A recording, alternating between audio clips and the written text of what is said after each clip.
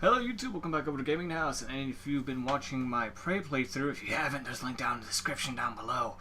I told you I was going to be doing the Prey review, of which this is the video about that. So, let's go ahead and let's get into it. First off, we have the publisher, which is Bethesda. You know them from the Elder Scrolls series and the Fallout series. And the game was developed by Arcane Studios, who were the people that do Dishonored. However, apparently, this team was not part of the indie team that did Dishonored, which is kind of shocking given the amount of level of freedom you have in these areas. The platforms it is on the PC, Xbox One, and PS4. For the version that I played it on my Xbox One. Now, a quick shout out for the soundtrack team and all that. Mick Gordon, who is the composer, sound designer for the game. I hope I'm not mixing up jobs or mispronouncing names. It's going to happen to the next two guys. But he was also the guy that was in charge of Doom and numerous other games for Bethesda, and I just gotta say, I don't normally give shoutouts for soundtracks, and if I didn't for Doom, I'm sorry. But both that game and this game, the soundtrack is pretty fucking dope. And the next two are Rafael Colantonio, I probably butchered the hell out of that, and Matt Pearsall. They were also part of the composers, and they did, I know at least one song. Jumping next into the story and setting of the game, this is technically set within an alternate timeline where JFK was not assassinated. There was still the attempt, but he wasn't killed from it.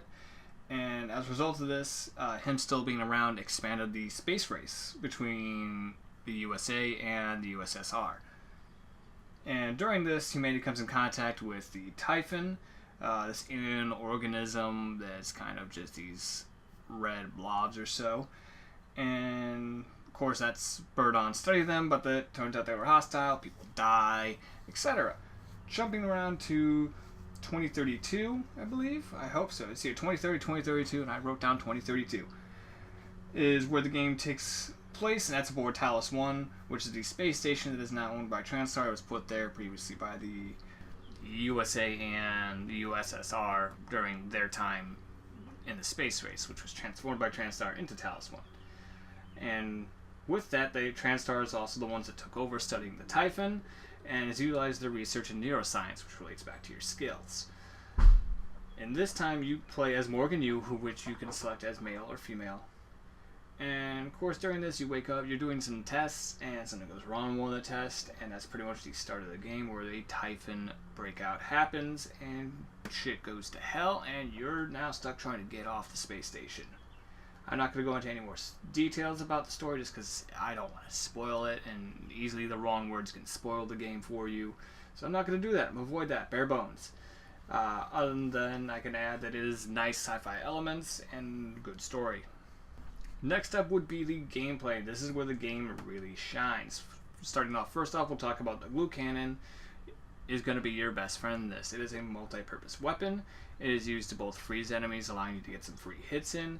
It is also a weapon that can be used to plug up various things such as fires, air gaps, and also used to scale walls and such. And that also leads to the next point, which is this game really promotes playing your way, how you see fit. There's multiple styles that you can play in this game. There's multiple solutions to various obstacles in this game. Listing, of course, some examples, you can play this game very super stealth, not having to engage Typhons when necessary. You can play it like I did, which is mostly investing in a lot of the human skills and playing up close and personal with shotguns and pistols. You can also, if you notice that there is a second floor to an area and you're not quite sure how to get there yet, then you can go ahead and build yourself a makeshift staircase with the glue cannon, makeshift bridges. I've used that thing for a lot of scenario solving.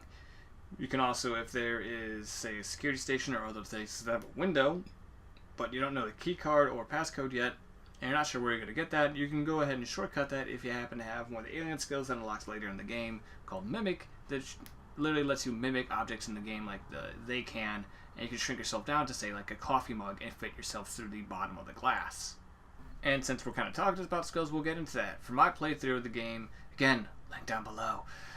I didn't quite play it the most exciting way. I played it using mostly human skills, which consisted of increasing your hacking ability, increasing the amount of weight you can lift things, and in general also skills with weapons, and the only power was combat focus, which was a kind of slow down time kind of thing. Now, of course, there's the whole alien section I mentioned with the mimicry. There's also telekinesis, a form of pyrokinesis, energy blast, mind control, and expanding upon those powers as well. Which again allows for a lot of various uses, and also uses in ways you can't necessarily use them for. For instance, combat focus, you would normally use it for combat. I've used it in an area at some point to actually sneak around, considering I was low on ammo at the time, because it slows down time, and at later levels you are able to start moving faster in combat focus, meaning that you can get through areas a lot quicker trying to sneak if you slow down time and actually sprint through, because the enemies do not have the reaction time to turn around and see you. Now, there's also a reason why I didn't pick a lot of alien skills, and that is because when you start using enough alien skills, the turrets and other automations on the Talos 1 will recognize you as a Typhon threat and actually start shooting at you, requiring you to hack and do other things, and I didn't want any of that business. Turrets are your friend in this game. Just don't rely on them too heavily, especially later in the game, unless you got them stacked in a hallway to pretty much make a kill field, because they're pretty much cheap turrets. They get knocked over, they'll deactivate, they can get wrecked pretty easily by a single phantom if need be. And speaking of phantoms, let's get into the Typhons of the game. Typhons come in different shapes and sizes, literally from the smallest mimic to the largest, which is the Nightmare, which is literally 15 to like 20 feet or so of nope, just solid nope, not wanting to deal with. There's also weird floating telepaths, technopaths that both influence any survivors that are left in the game, as well as being able to take control of turrets and operators. There is also the Phantoms I previously mentioned. Those come in different flavors. They have your standard Phantoms, which just come out, blast you with energy beams. You have ones that are specialized in pyrotechnics, one that are specialized in electricity, and the Poltergeist, which is the invisible one that kind of acts like a douche. There's also, I think, the best one, which is the Mimics again, because these little bastards run around, mimic the shit around here, and they will get you some good jump scares and unexpected ability. Even though later on you can unlock an ability, or not really an unlock ability, you'll find an attachment for your helmet that'll let you scan and look for these, but if you're not scanning 24/7, you'll be taken by surprise by the one or two mimics that decided, hey, I'm here. So then it is time to get into the negatives of the game, and there were some weird glitches with mimics. I'll let a clip I have speak for that.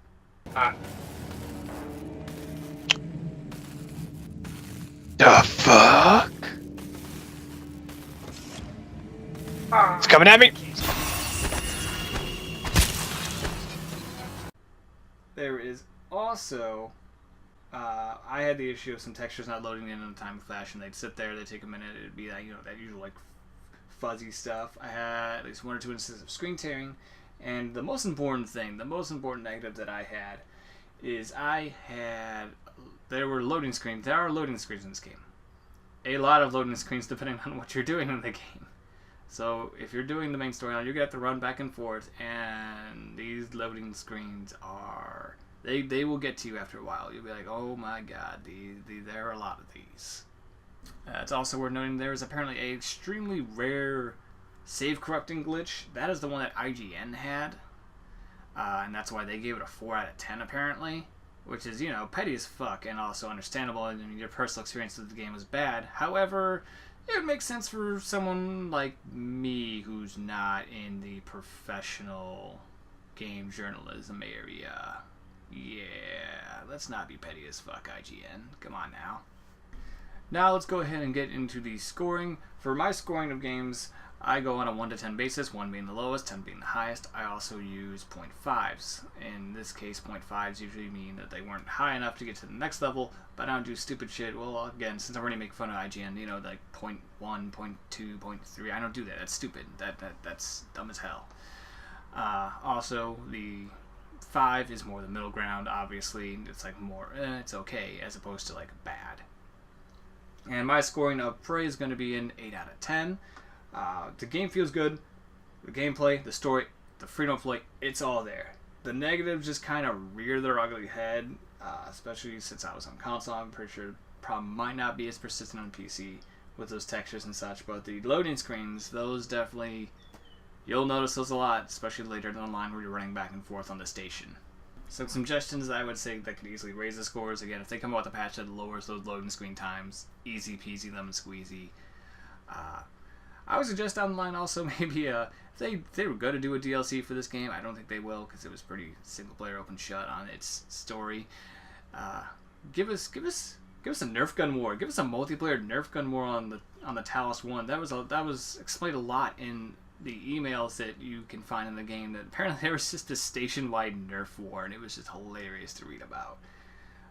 That probably won't happen, but that'd be dope as hell. And I call first. I was the one that mentioned it.